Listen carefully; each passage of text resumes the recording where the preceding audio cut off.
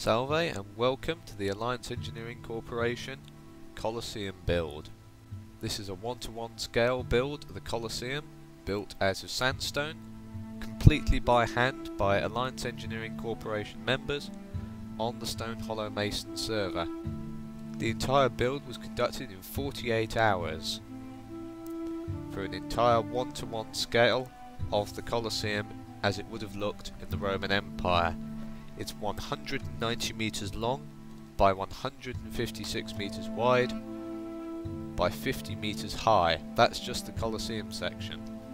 The extra pedestal, as you can see going around the outside, which was a necessity to build it on due to the site, will most likely increase those dimensions by quite a bit. The pedestal goes 12 meters further around the edges and is 5 meters high. Here we are in the underneath section, in the basement of the Colosseum, inside the pedestal. In the actual Colosseum, all this would have been underground. However, with the pedestal, we were able to build it inside. This would have contained all the animals, all the gladiator, all the scenery, and everything that would have made up the shows in the Colosseum itself. Now, let's go out into the arena. Here we are in the arena of the Colosseum. You can see the seating stands around, which seat 50,000 people, with an extra 20,000 in temporary seating. There's the Emperor's box there on the left, where the Emperor and any dignitaries would have sat. You can see my Chief Engineer Kyle standing up there. Not sure what he's waiting for, but anyway. He's using his fly mod, which he's used for getting around the pillars and whatnot around the Colosseum. The site was levelled by World Edit, and I used Magic Carpet and Carl used Fly Mod to get around a bit. Aside from that, everything is completely legit. The sandstone was supplied by the Stone Hollow Masons and is all assembled beautifully here. Now let's go up the steps at the front of the Colosseum into the Colosseum proper. Here we are at the front. We're going to go up into the Colosseum proper now. Going through one of the 80 arches which go around the entire circumference of the Colosseum, and through here into the main circular. This runs around the entire Colosseum and provides access to all the areas. Let's go up one of the circular staircases, not entirely authentic, but we're unsure, as are most archaeologists and architects, as to what the exact interlevel staircases were like in the Colosseum itself. So we took a little artistic license and built these. A very efficient design, which I think the Romans would have been proud of. Go up here. Currently on the lower Corinthian level. All the levels in the Colosseum are named for the types of columns along the outside. Here we are in the upper Corinthian level, and we come up here to the top level. Now, let's go and have a look at the arena. Here it is. It looks even better at night time, so we'll just wait a moment as it changes to night, and you can see how all the entrances and exits around the Colosseum shine from light from the inside, giving it a very, very beautiful effect. You can see the redstone torches along the poles along the outside, which would have supported a awning in the actual Colosseum, purely for show now. Obviously the redstone torches aren't authentic, but I think they add a very nice artistic touch to the Colosseum itself. Let's go around the ring a bit so we can see the arena and the arena bowl properly. So here we are at the bowl at night time. You can see all the seating stands around, the Emperor's box over there, and all the poles around the circumference, which originally would have held an awning to provide shade during the day for the Colosseum spectators, surmounted with redstone torches as a little artistic touch. So there it is. Let's go down to some of the seating stands. Here we are on the plebeian stand, where the working class people would have sat. Entrance to the Colosseum was actually free, however you were given a seat number based on your social position. Therefore the working class would have been sat here, the women on temporary seating on the next level up, the middle classes on the large middle seat and the one below, and the very upper class on the very lowest ring, along with the Emperor's box down there. Let's go and have a look at the next seating stage down. This is called the intermediate seating stage.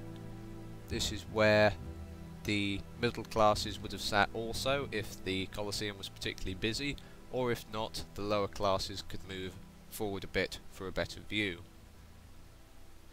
Typically the majority of the people who came to the Colosseum were from the middle equite class, as they had the most free time to come and watch events like this that would have been staged. A number of different events would have been staged in the Colosseum, everything from plays to the classical gladiator bouts. There was even occasionally a mock naval battle held in the Colosseum called a naumachia, which would require the entire arena being filled with water, something we're going to do for a later project. There would even also have been monster fights, fights with beasts and animals, everything from elephants to wolves.